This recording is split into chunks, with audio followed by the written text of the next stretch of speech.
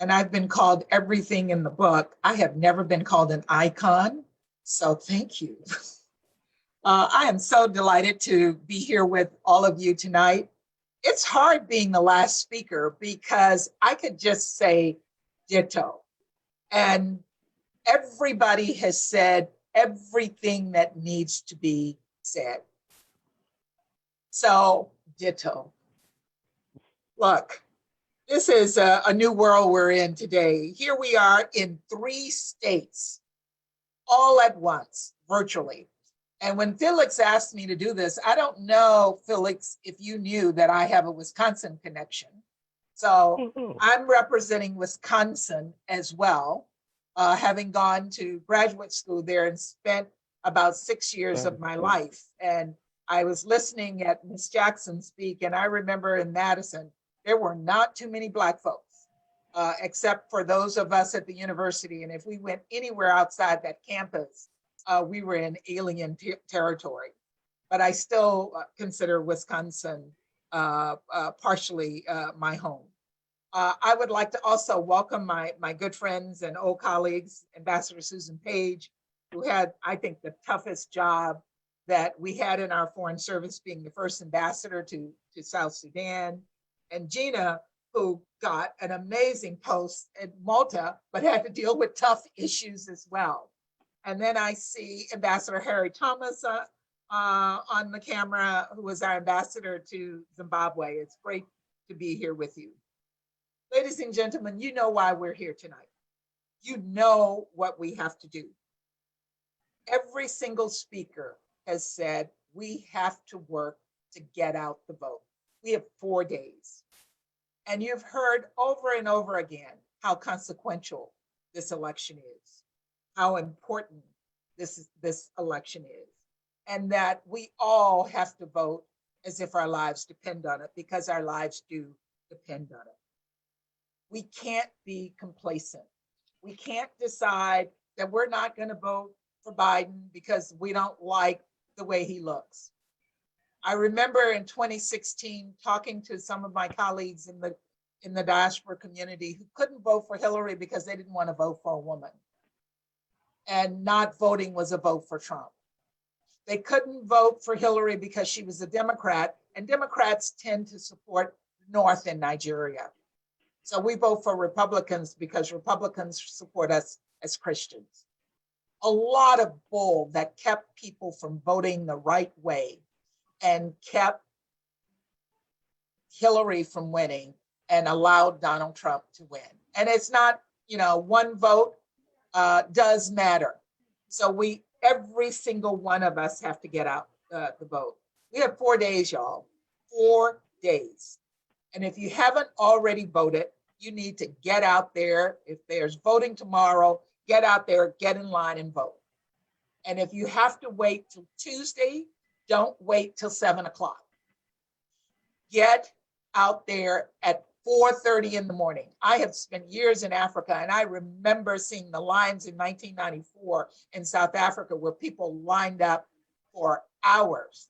I was ambassador in Liberia, and I saw people line up for hours in the heat, in the mud, hungry, but they wanted to vote.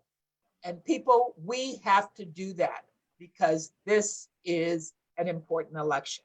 And why? We're voting for good against bad. We're voting for a nice guy against a bully.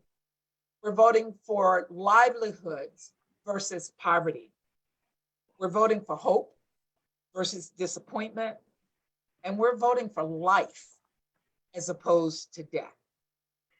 We who have tremendous respect for Africa, we're voting for respect for Africa instead of disrespect. We're voting for a candidate who sees the people of Africa as important and not people from S-hole countries, because if you're from an S-hole country, you know what you are.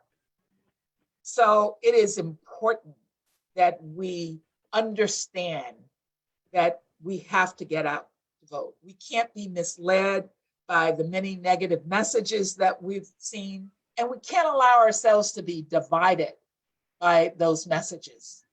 We have to be unified. And I have to tell you that I am so proud that we, as part of the Africa diaspora, have come together the way we've come together in this campaign, because we are making a statement. I remember when I was assistant secretary, members of the diaspora would come to see me, and it was always, so what is the State Department doing for us? And I remember every single one of those conversations saying, what are you doing for me? Are you out there voting so that you can have a voice on what the policy will be? Are you making demands on your congressman to say you want attention to be paid to Africa? Because if you're not doing that, I can't do anything for you but care. And care is not enough. We need policies that matter. And if you vote, your voices can be heard and policies can be impacted by what you do. So on Wednesday morning, I want to wake up to a celebration. And on January 20th, I want to be cracking open the bottle of champagne or orange juice or whatever we choose to drink to celebrate a new Biden-Harris administration.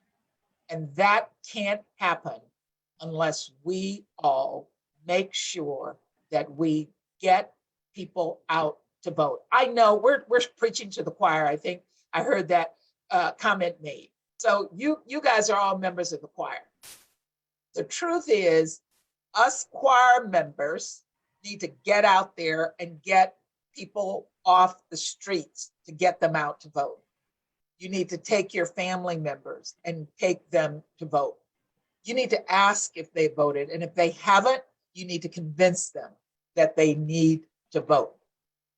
This is the most consequential election of our lifetime, and we can make a difference. So I will end there because I know it's Friday night, and I know that every single one of you got work to do. If not more work to do tonight, you're going to be out there early tomorrow morning looking to do what is necessary to get Biden and Harris elected. And I want to thank all of you. I really want to thank Felix and Janine and Philomena and all of you who have organized all of these events to get out the vote. This has made such a huge difference. And it has made our voices stronger in this country. So thank you. Thank you so very much, Ambassador Linda Thomas-Greenfield, or our Ambassador LTG. Thank you for the marching orders. One day, in the fullness of time, the world will know how much you've actually helped in this cycle. But that will come in the fullness of time. But we appreciate your leadership in more ways than one, and you know what I mean. They're really, and oh, by the way, you are not just preaching to the choir. There are hundreds on Facebook, and if we've crossed the 1K threshold, my apologies. So there are many who are watching you, who are watching us. There are many more who are working shift jobs who will come back tonight at 11 o'clock and watch it, and that's why we stream it on Facebook so they can come back and watch it. Those who are off tomorrow can sit back and relax and watch it. This is better than football, college football at least. So thank you so very much for your leadership. Thank you so much. We appreciate your friendship. We appreciate you. And where you lead, we will follow. So for everybody who has ever wanted a meeting with Linda Thomas-Greenfield, for everyone who has ever asked Ambassador Linda Thomas-Greenfield, what would you do for Africa? She's turning that question around to you. What are you ready to do for yourself, for Africa, and for the Black community? The most effective way to answer that call is to vote. Get your neighbors to vote. Get your friends to vote. Vote for Joe Biden and Kamala Harris, and vote for down the ballot Democratic ticket. And thank you. But my friend and brother who likes to read